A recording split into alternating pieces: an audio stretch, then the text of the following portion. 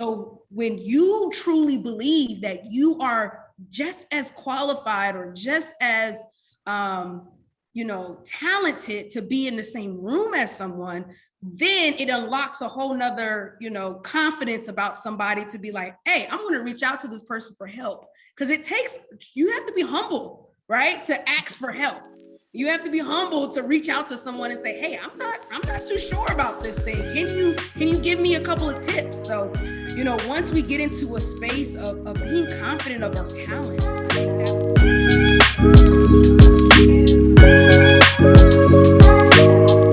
Hey, what's up, everyone? Thank you for tuning in to another episode of Connect Over Coffee.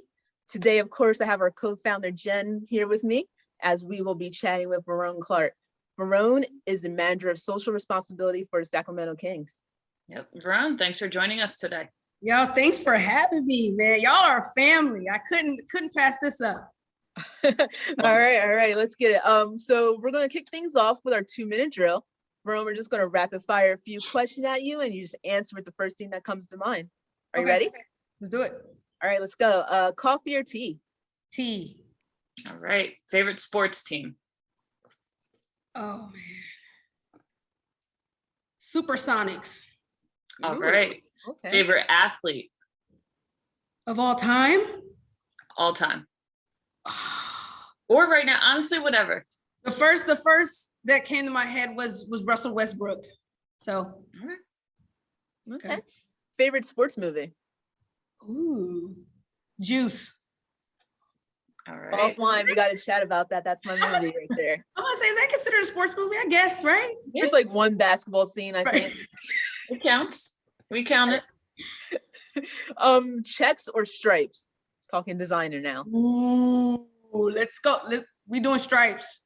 All right. I like it. East Coast or West Coast vibes? East Coast vibes. Right. Come on home. And finally, favorite song or song that gets you hyped every time you hear it?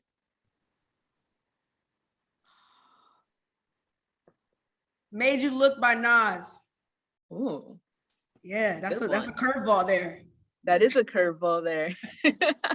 Nasir Jones in the building. I like it. that 2-minute warm-up, I think, might have been our best one yet. Really got it. I agree with you, Jen. I agree. There's some bangers in there. Juice, Nasir Jones. New York State of Mind's one that rings a bell for me for every song that gets me hyped. So for sure. All right, but let's jump into it a little bit, Veronne. Talk to us about your role as a social responsibility manager and how you impact the community from a professional sports perspective. Yeah, so I tell people, like, in any realm, we're just sports teams, right? So within social responsibility, it's really about understanding the social aspect, the environmental aspect, and the economic aspect within the community. So in terms of that, is getting into the grassroots and understanding what are the nonprofits doing, what are the constituents doing, right? What are the people within the community that are truly doing? And then within the sports aspect on what we're doing here with the Sacramento Kings is ensuring that we can provide different resources, capital, time, right? Volunteering our time to ensure that we can be an asset to them, because they're an asset to everyone else, right? So we want to ensure that we can provide resources across the gamut. And that can mean so many different things, right? That can mean a partnership comes through and we want to, bridge that connection between a partnership and the community. And we ideate that and we come up with some type of strategy to figure out how can we make both of these parties win. So. No, yeah, that's great for sure. Cool. So to continue with that, how did your previous positions prepare you for the current role that you have? Wow, I tell people this all the time. There's a lot of folks that hit me up and want to get in social impact because it's a sexy business now, right? Ever since 2020, it's the DEI role, the social impact, social responsibility, you kind of name it. But I always tell people, like, be passionate about the actual community. Don't just jump into this type of work and think that it's just going to turn, because people can really see when it's just PR stunts or when it's just a message that doesn't make sense in terms of the mission that you're trying to drive, right? So in terms of just my other roles, I've always been within the community, right? I was born into a military family, and my father always told me, it can always be worse.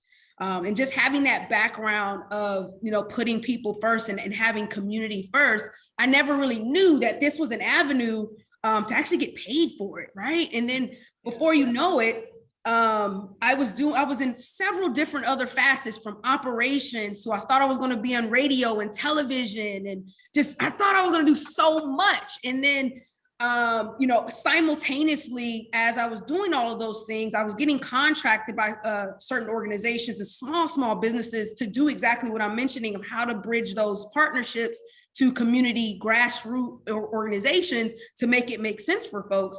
And, the more and more things just started to turn, I'm like, wow, I can actually do this, like, for myself, right? This is a real thing. And, originally with sports, and you all know, it was started out as community engagement, community relations, right? And that's very surface level in terms of what we really want to, like, turn the channel of what this really means.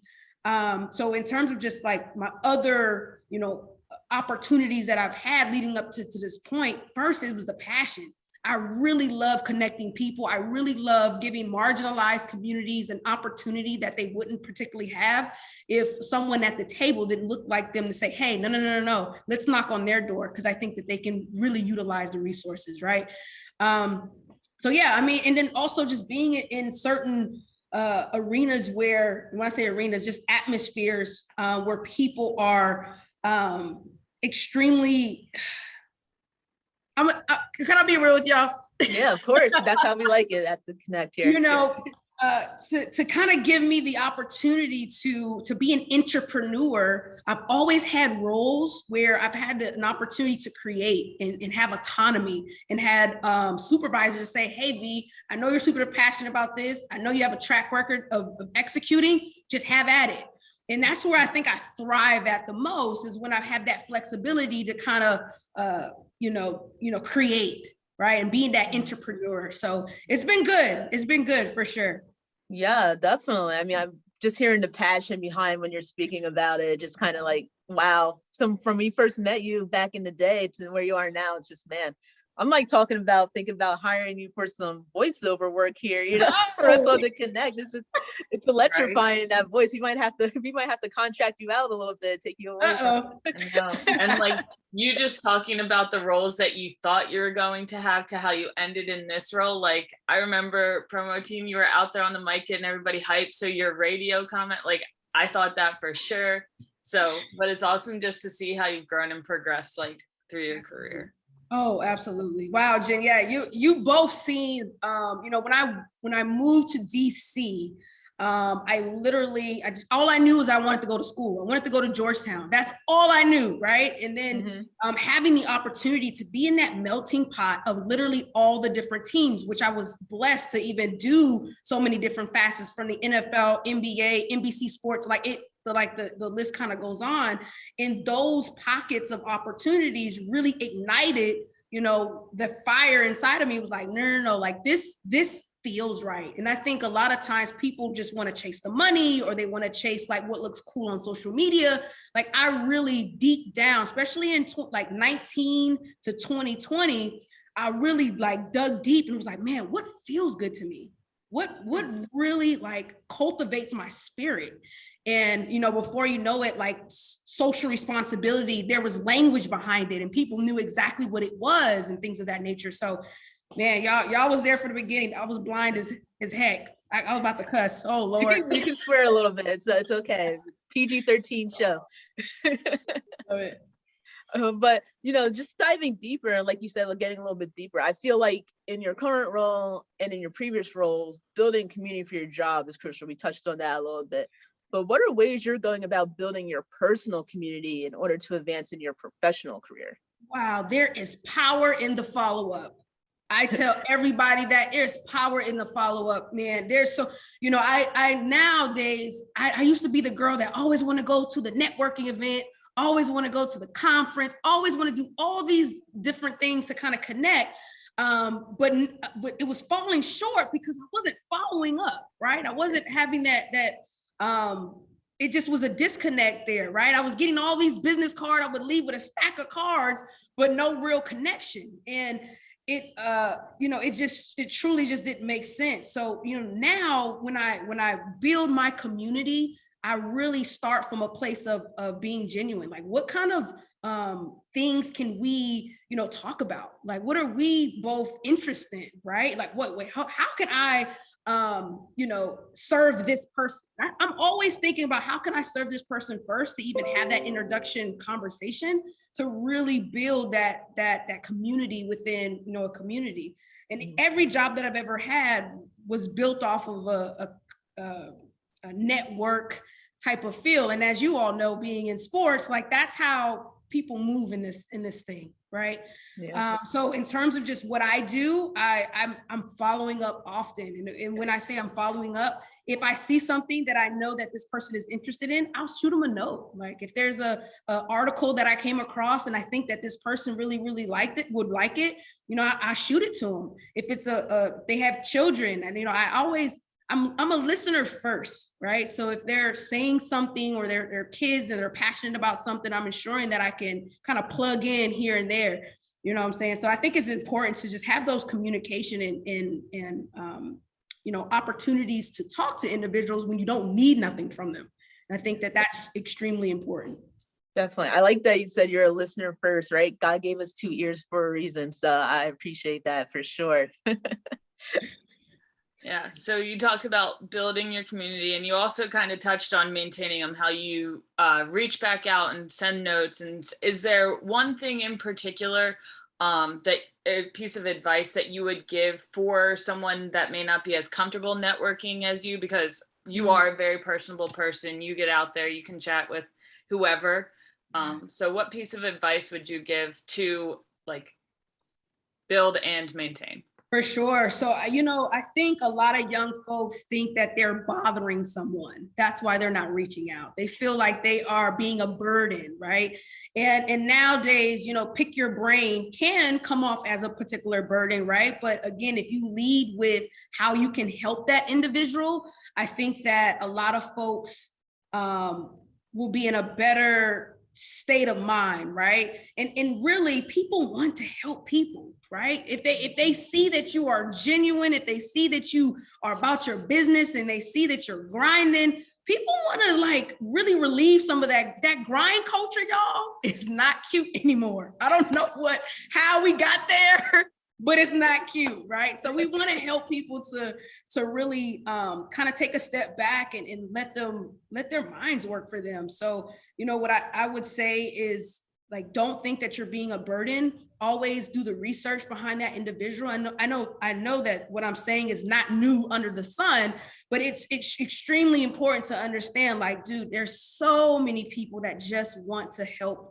and be a helping hand. So once you get past that, and really what I think that it's rooted from is that they don't even believe that they can help someone yet, right? So when you truly believe that you are just as qualified or just as talented to be in the same room as someone, then it unlocks a whole nother, confidence about somebody to be like, hey, I'm going to reach out to this person for help. Because you have to be humble, right? To ask for help.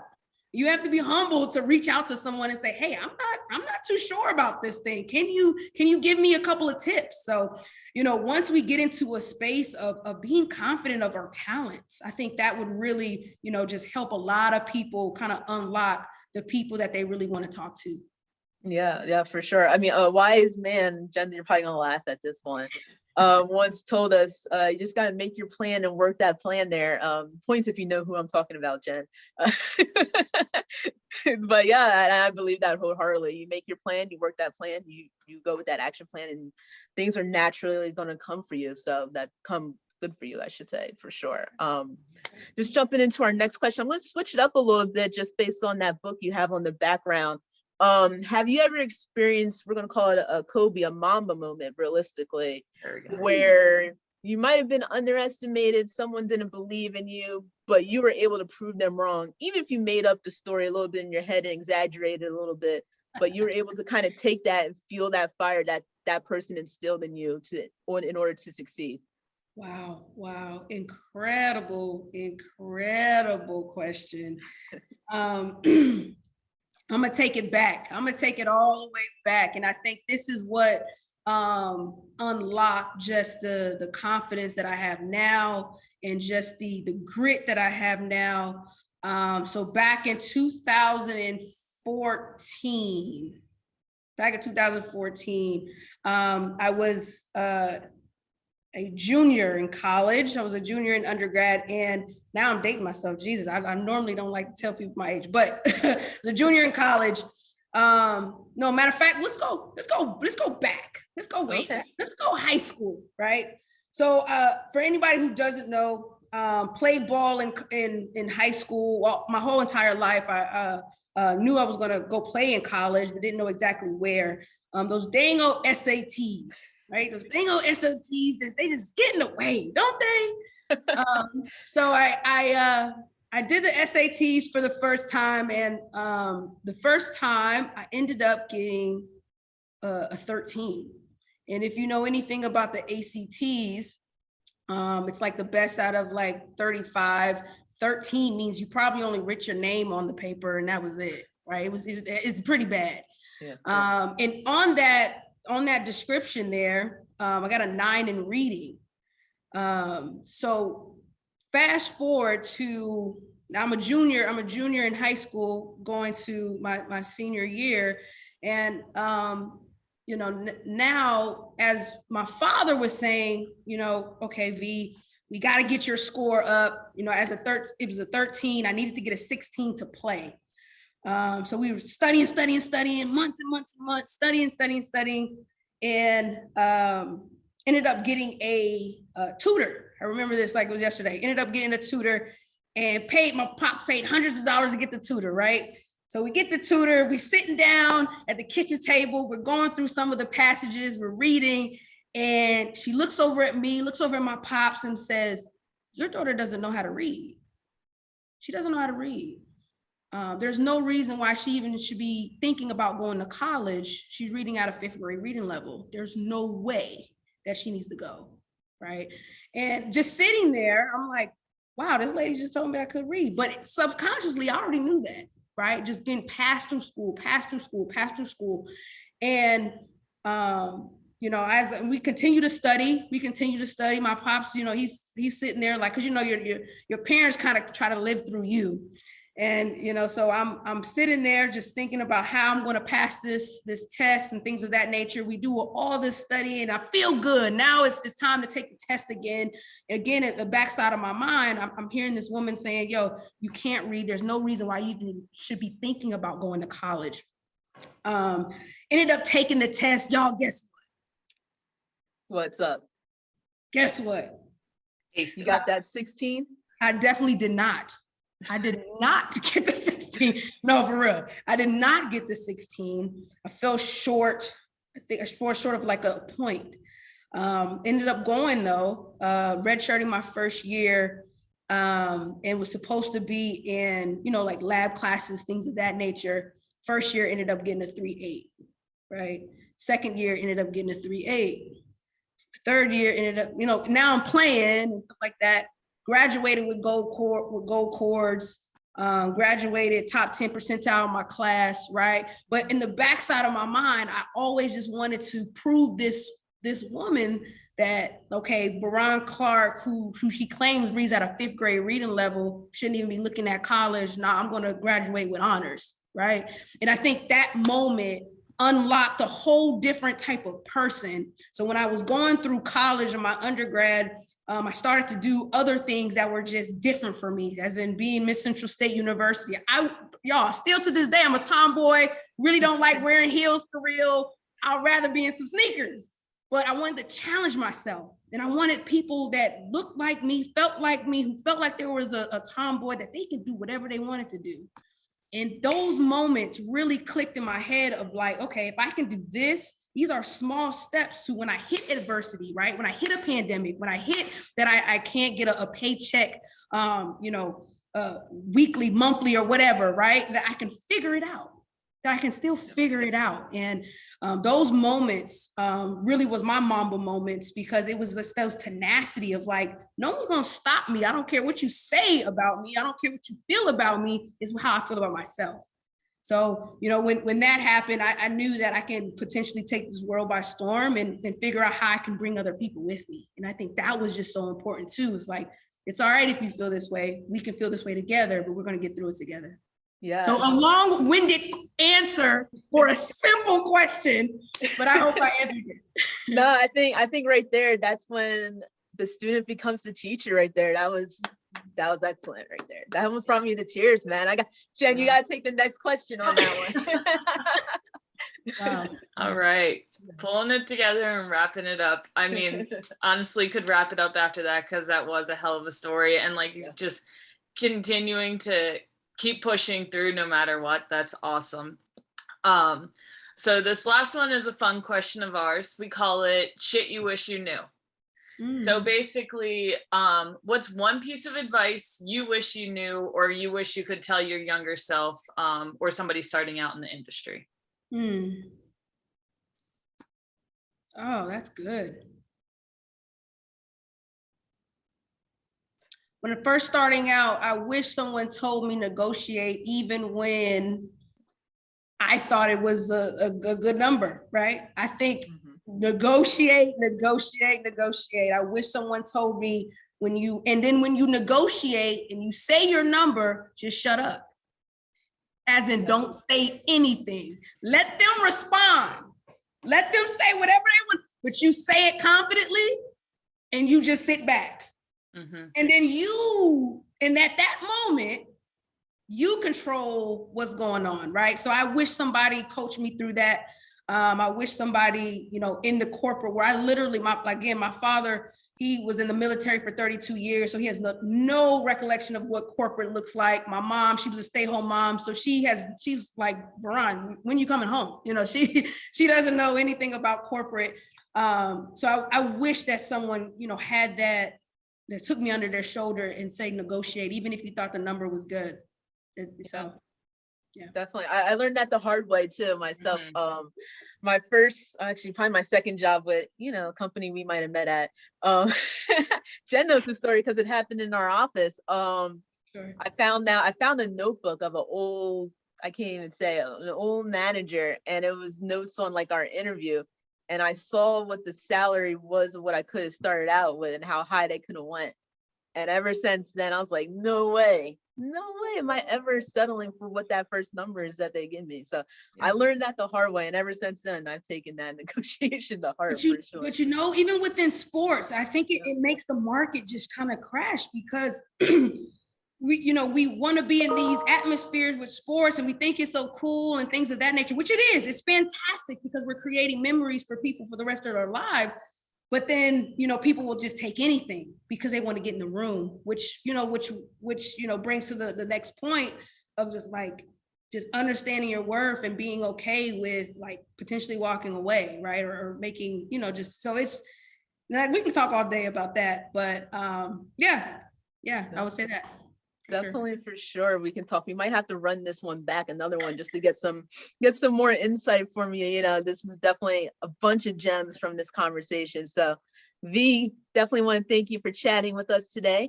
And then thank you all for tuning into another episode. If you want to check out more conversations like this, don't forget to hit the subscribe button below and be sure to follow us on IG, Facebook, and of course, LinkedIn. All right, let's connect soon.